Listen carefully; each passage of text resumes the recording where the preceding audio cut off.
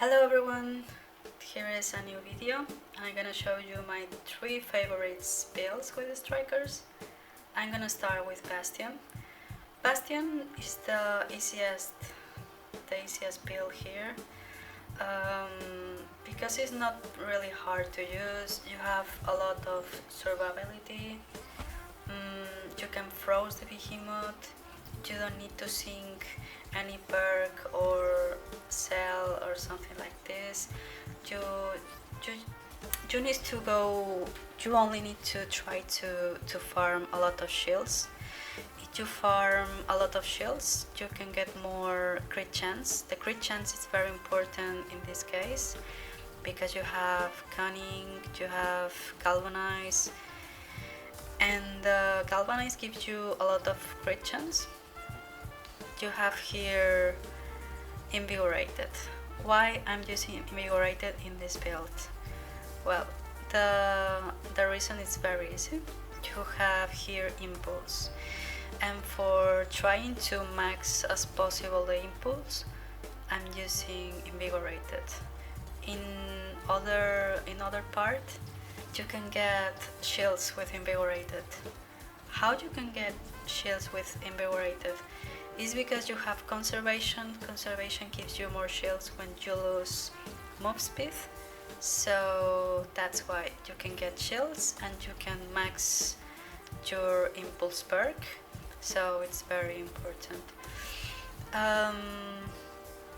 You can go unga bunga with this build because you don't need to focus anything, just flowing with the behemoth, killing him, and that's all.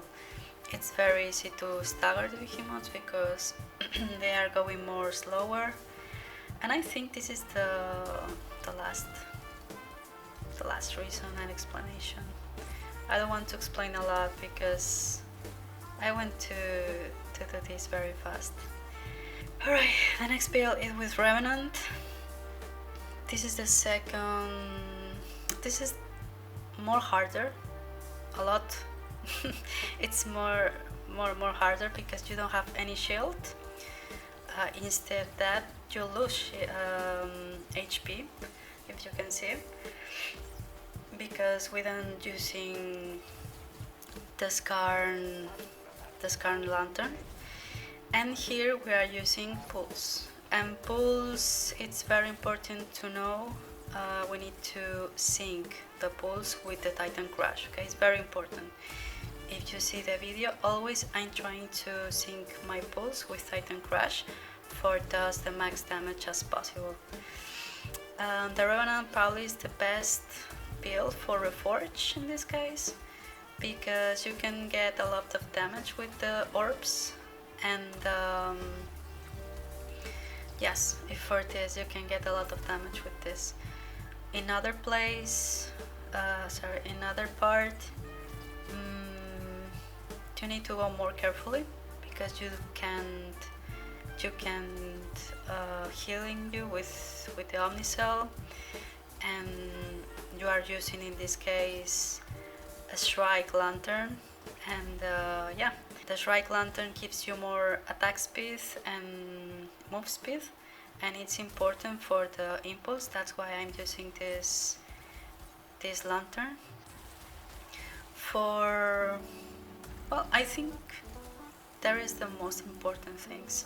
You are using here Berserker and Recycle, so if you are trying to focus one part, probably you are going to break very fast these parts. So it's important with this build trying to focus one part and trying to break this one.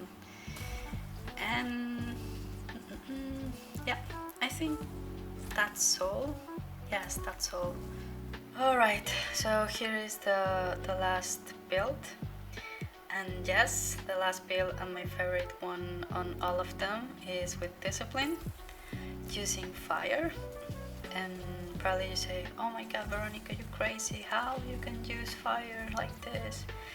Well, you have something for survive a little bit, and in this case is using a Skarn lantern, because when you lose all your HP the all possible HP with fire. You can use the Scar Lantern, and you don't lose your shields. If you use before the shields, you lose the shield, so it's not very worth it. I mean, it's not worth it. So here in this build, your max damage dealer is the damage crit damage, sorry. Because you have impulse, pulse, cunning, and in this case discipline. And discipline, when you have all the stacks, you have a very insane crit damage, and it's very important to use always the pulse with the Titan Crash. I mean, you need to sync these two things. Yes, you can survive with the Scar Lantern. Only use Scar Lantern when you have the lowest HP as possible. And sync the pulse. Try to parry all the attacks you can do with discipline. And these builds just give you the behemoths very fast. It's so insane when you have all the stacks with the discipline.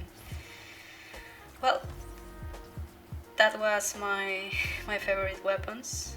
Sorry, my favorite builds with this weapon. And I'm sorry if I don't explain very well. And see you later. Goodbye.